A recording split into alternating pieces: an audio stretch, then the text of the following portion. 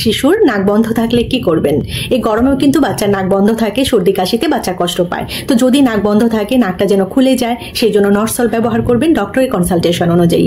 এছাড়া বাচ্চা যখন ঘুমোবে বাচ্চার মাথাটা একটু উঁচু করে শোয়াবেন, বালিশটা একটু উঁচু করে দেবেন, তাহলে বাচ্চা খুব আরাম করে ঘুমোবে।